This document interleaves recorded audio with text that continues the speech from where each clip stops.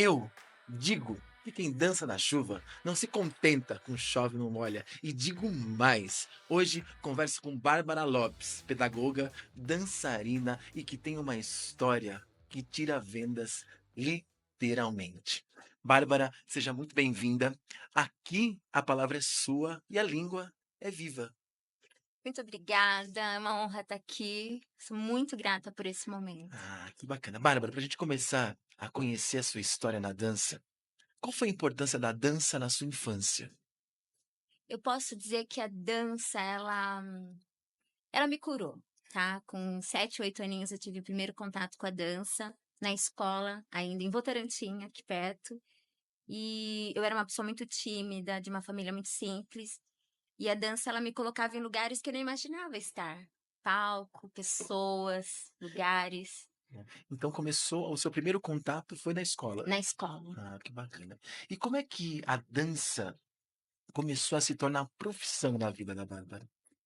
Eu comecei a estudar, né, já o balé clássico, jazz, né, aqui em Sorocaba, já no tempo depois, já tinha uns 11 anos, e eu admirava muito as minhas mestres, minhas professoras de balé clássico, e eu falava: "Eu quero ser uma professora", porque eu achava tão lindo a forma como elas ensinavam, como elas introduziam, o contato com a música, com a liberdade que a dança E é trazia. interessante que ela não inspirou só na dança, te inspirou também a ser educadora, porque você também é pedagoga. Sim, daí por essa questão do ensino, eu acho que a dança, de você trocar, de você ensinar, fazer o bailarino, formar, dar postura, orientar, né, me trouxe essa ideia de querer ser uma professora. Futuramente, me tornei pedagoga para estar com dança dentro da escola, mas a princípio foi apenas assim por paixão mesmo. Você se lembra de alguma história da sua infância que te marcou, ou de algum projeto nessa transição da criança para adolescente que você falou assim: "Nossa, isso vai fazer a diferença na minha vida, essa ferramenta da arte fez a diferença"? Sim, eu estava num momento de sair um pouco de dançar com grupos de dança, né, nos anos 80, e teve um festival aqui em Sorocaba de dança solos, e eu preparei um solo aqui no Recreativo Campestre, inclusive, e era uma dança competitiva. Hoje eu não acredito muito na dança competitiva, mas naquela época eu me inscrevi com medo, de escondido de todo mundo, da minha família, dos meus amigos, até da minha professora. Sua família aceitava e te Sim, apoiava. sim, mas eu não queria que ninguém soubesse que eu estava na competição, e enfim. E eu ganhei nessa competição, então eu falei: "Nossa, acho que eu sei dançar". E aí eu falei: "Eu quero isso, eu quero viver disso". Foi o que te inspirou Me a inspirou. profissionalizar, que É. bacana.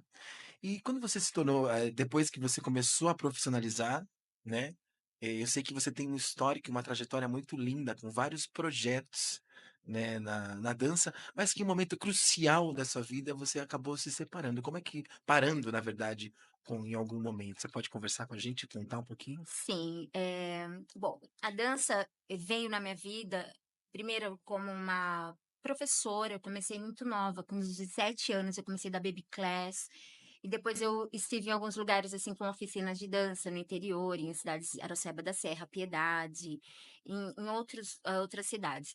E depois de muitos anos já me envolvendo com dança, com outros profissionais que me agregaram conhecimento, caminhos, né, contatos com dança, com intelectualidade, com estudos, que a dança não é só movimento, dança é cura, é libertação, é terapia. Eu estava com uns 27 anos já tinha uma vida, já tinha feito meu DRT em São Paulo, estava profissional da Você já era dança. uma profissional da dança, já trabalhava na Sim, área, sim. né. E eu trabalhava muito com oficinas, né, nas escolas, em algumas cidades também que contratavam os artistas da região para atuar em algumas escolas. E nesse momento eu descubro a dança como uma missão. Com 23 anos, eu fiz minha primeira viagem, né, internacional, que é aqui na América Latina, que foi no Paraguai, onde eu fui dar aula de dança, criar, peças de dança para estar nas escolas falando de amor, não violência. Então a dança vem com outro formato de E troca. deixa eu te fazer uma pergunta, eu sei que você Sim, fez trabalhos, assim, no Paraguai, na Argentina, na Bolívia e no Uruguai, sim. né. Você vê alguma diferença da abordagem aqui no Brasil e de fora, ou de incentivo? Bom, os países da América Latina, eles têm algumas dificuldades, né, em relação ao investimento, cultural. Hoje no Brasil estamos evoluindo, estamos melhorando, né, existem vários projetos muito bem, apoiados por, incentivo de cultura, incentivo de leis municipais e também federais, então é muito legal esse momento da dança. Na época que eu atuava com isso, nós éramos muito carentes no Brasil e também nos países da América Latina. Eu digo para você, assim, que, mais lá do que aqui. Porque, assim, a diferença de classe nesses países emergentes, mesmo tendo um país Argentina, um país como o Uruguai, por exemplo, a necessidade da cultura, a necessidade dessa formação cultural é uma divisão muito grande de classes. Então, eu entendo a dança como uma missão. Então, eu não estava nos teatros, tá? Eu não estava, por exemplo, nos grandes auditórios de dança, eu estava na periferia com crianças que não tinham acesso. Aqui como também no Brasil.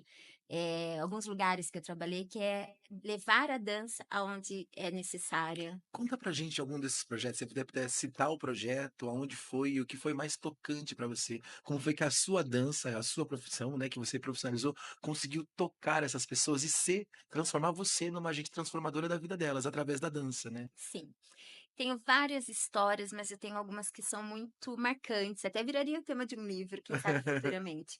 Eu trabalhei com a Liberdade Assistida da FEBEM, aqui na cidade de Sorocaba, e nós, há uns anos atrás, tínhamos as pessoas que tinham a oportunidade de se reinserir na sociedade, tanto na educação como na escola. E nessa época eu morava na cidade de Mairinque, e eu fui cuidar de alguns adolescentes que veio nessa proposta da liberdade assistida, e foi muito legal, porque assim, o medo que a gente tem de não dar certo faz com que você se desafie todos os dias. Eu me desafiava todos os dias para dar aula, e eu tive um presente que eu recebi agora, no futuro, de um dos alunos que passaram pelas minhas aulas de dança contemporânea, que ele é pedagogo, é bailarino, atuou, né, como professor da PAI por 8 anos consecutivos. Eu falo que ele é um presente. E também, recentemente, eu encontrei com uma ex-aluna desse projeto que fez dança contemporânea, que tem uma história belíssima de superação, estudou biomedicina, estava morando no Canadá, e a gente se encontrou, foi um encontro de almas e nossa, a dança é mais do que espetáculo, a dança é uma missão. Você olhando pra Bárbara lá atrás, vendo as professoras, de dança, né, e olhando pra Bárbara realizando esses projetos e vendo que deu resultado, que você conseguiu alcançar, ser uma agente transformadora. Qual o sentimento? Qual é a Eu fico até emocionada, hã, porque assim, dentro de todo esse contexto, né, você tem as pessoas que são, eu chamo de situação de vulnerabilidade, e eu tinha alunos, que também queriam ser profissionais da dança e hoje são profissionais da dança, se formaram, têm suas escolas, estão atuando, né, como bailarinos e também como profissionais da área de cultura. Nossa, eu me sinto tão grata, porque assim, eu vou ser bem honesta com você, bem coração aberto. Eu era uma menina bolsista, né, e de algumas escolas que eu passei. Às vezes não tinha dinheiro nem para o figurino, vendia brigadeiro. aham. Quantas vezes eu vendi brigadeiro, sorvete, para poder pagar os figurinos de balé clássico. É uma profissão um pouco cara, né? O balé clássico ele é um pouquinho mais caro. E graças a Deus que eu encontrei a dança contemporânea, que é uma dança mais livre, mais solta. Mas assim, eu não sonhava, né, e por isso que eu falo, às vezes nós temos tanta coisa no nosso coração, e quando você passa esses patamares, vence essas dificuldades, você fala: "Meu Deus, como a arte é abrangente". Eu não falo só da dança, eu acho que é um contexto de encontro, de poesia, de música, eu acho que isso é tão abrangente, quando a gente vê é uma teia, sabe, e faz com que isso se encaminhe de uma forma muito linda, e eu não imaginava tudo isso, assim, eu sou muito grata, eu acho que tem muita coisa para ser feita. Aham. Eu tô com poucos anos ainda, Tem muita tem coisa muito pra gente e a gente tempo. vai fazer projetos juntos ainda, não Vamos tenha fazer, dúvidas. vamos fazer. Bárbara, você sofreu um acidente, né, nesse Isso, percurso dessa sim, história muito bacana, né, sim. e que você enfrentou, você não enfrentou, mas você provou para si mesma que você é uma mulher, como posso dizer, Posso falar que focada. significa meu nome? Meu Pode. nome significa guerreira, Guerreira, desbravadora. guerreira, você respondeu Esse tudo. nome, Eu acho Bárbara. eu queria que você contasse como foi esse momento, porque eu acho que é muito inspirador, assim, Sim. para outras mulheres também.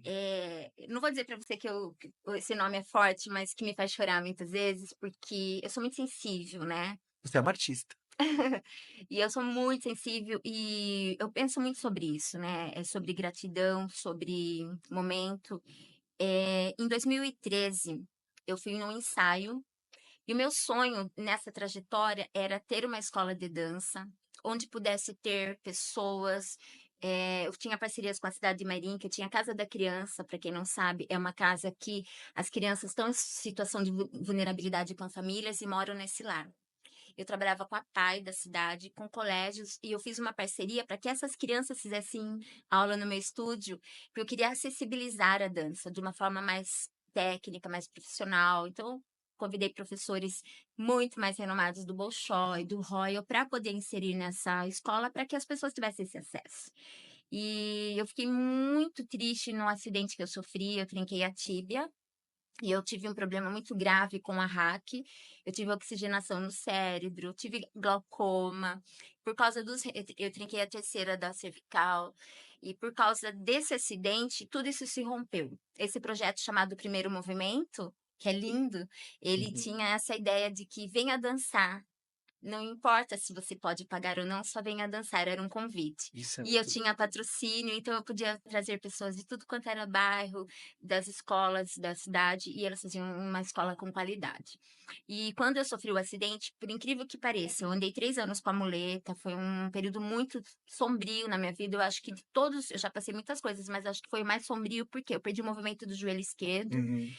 e eu perdi tudo, assim, no sentido de missão de vida. E ali eu tive que abrir mão da escola, dos projetos. Eu sofri mais pelos projetos, porque eu não tinha ninguém para dar essa continuidade, não tinha essa maturidade de empreender, É. senão talvez não tivesse fechado. E eu não tive condições de manter o projeto, porque assim, todos os projetos que eram comigo, eles foram aguardando eu melhorar. Você Eu que estava sou à frente, é você que sim, assistia todas sim, aquelas eu que pessoas, né. fazia.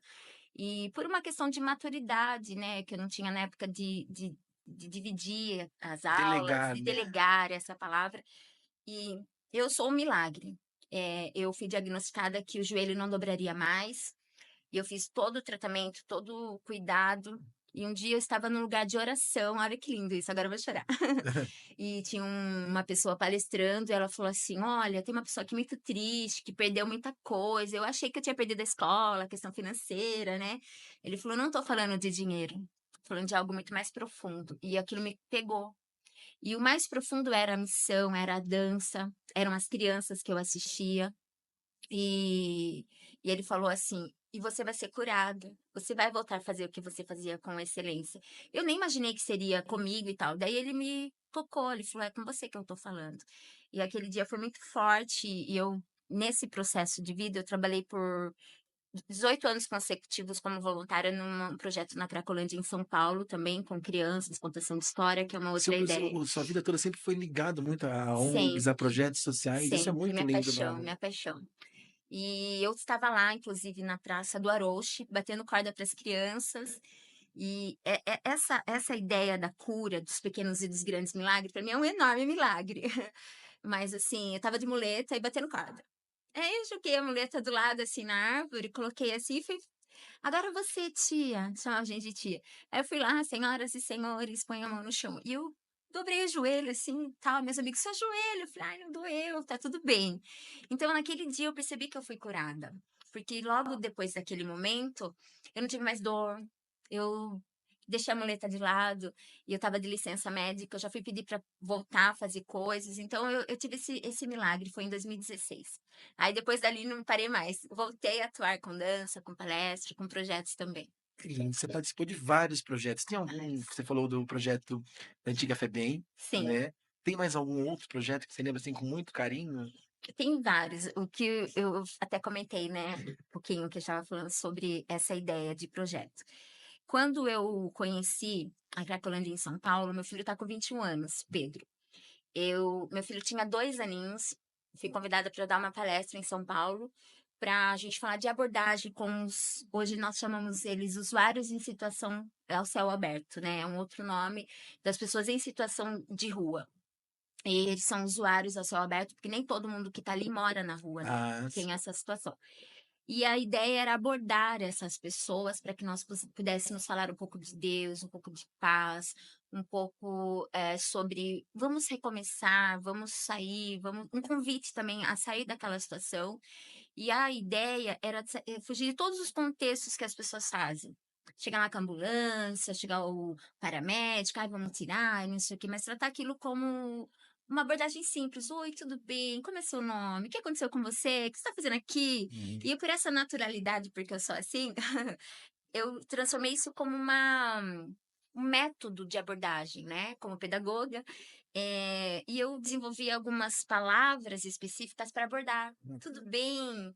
Tu quer uma água?", a gente levava água, leva bala, pirulito. "Quer uma aguinha? Você está com sede? Quer tomar um banho?". E a gente fazia essas perguntas para que eles entendessem que a gente tinha medo deles, e que a gente estava ali para ouvir. "Quer contar um pouquinho da sua vida, da sua Uhum. história?". E o que me pegou nesse lugar, me apaixonei tanto por lá, que todas as vezes que o projeto me convidava para estar liderando uma equipe, para estar abordando, eu falava, às vezes eu nem podia por causa do estudo de dança, mas eu falava: "Eu vou, tá, eu dou um jeito. Ah, eu arrumo alguém para ficar no meu lugar", porque sempre acontecia isso em feriados, por ser voluntário, então a gente recebia voluntários do país inteiro. Então esse acesso também é muito Hum. legal. E essas pessoas vinham de várias regiões do Brasil para conhecer São Paulo, para conhecer esse projeto, e foi muito interessante. Poxa, que bacana. A dança muda vidas, transforma vidas, Bárbara, e você é a prova viva disso, né. É, a dança é, como uma bailarina fala, né, a Pina Bausch, ela é pra gente uma respiração. A dança, ela é movimento diário, para você tomar o seu banho, para você andar, para você caminhar. Nós sentados aqui, nós estamos dançando, Sim. com pensamento, com olhar, com pequenos movimentos internos.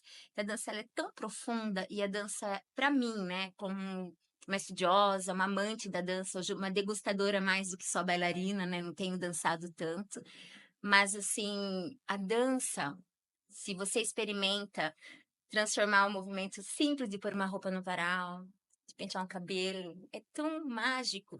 Às vezes é uma forma de cura, e a dança, ela tem essa ideia, né, é terapêutico. É terapêutico, porque dançar não é só espetáculo, é uma das propostas que eu estou hoje fazendo. Dançar para mim, para o meu silêncio, para me libertar, sabe, em catarse. Eu acho que a dança, ela é tão mais, eu acho que todos têm que experimentar dançar de vez em quando. Que bacana. Você tem mais algum recado antes da gente finalizar que você gostaria de deixar? De repente uma frase que mudou sua vida, uma passagem, algo que inspire as pessoas que estão ouvindo a sua história. Sim, eu tenho um mestre, né, que não está mais entre nós, que marcou muito minha vida. O nome dele é Cleiton Leme, não sei se você ouviu falar. Sim. Mas ele uma vez falou uma frase de nós montamos uma peça, e essa peça nós sempre gostávamos de experiências. Nós fizemos uma peça que foi num barro. A gente foi no lugar, não tinha chovido, então nós provocamos um barro, naquele pó, e as pessoas tinham que ficar descalças e ter essa, sabe, essa A sinestesia sensação. da sensação, do cheiro e tudo mais. E ele falou que é isso, que nós somos uma terra seca, que a arte está para a terra seca, como a água para a sede e a chuva para os nossos corações. E a dança é isso, é uma água para a sede, é uma chuva para a terra seca, porque às vezes você está tão ali, você soltar, está com sede de alguma coisa, eu acho que é experimentar para que isso possa saciar, você ficar bem, ficar livre e ser feliz. E digo mais, acho que a gente vai finalizar com essa frase que é maravilhosa e tenho certeza que muita gente vai se inspirar com a sua história, Bárbara. E eu Obrigada, agradeço. obrigada. E vai ficando por aqui, digo mais, histórias que tiram vendas, literalmente. Já segue a gente em todas as plataformas para não perder as próximas histórias. Um beijo.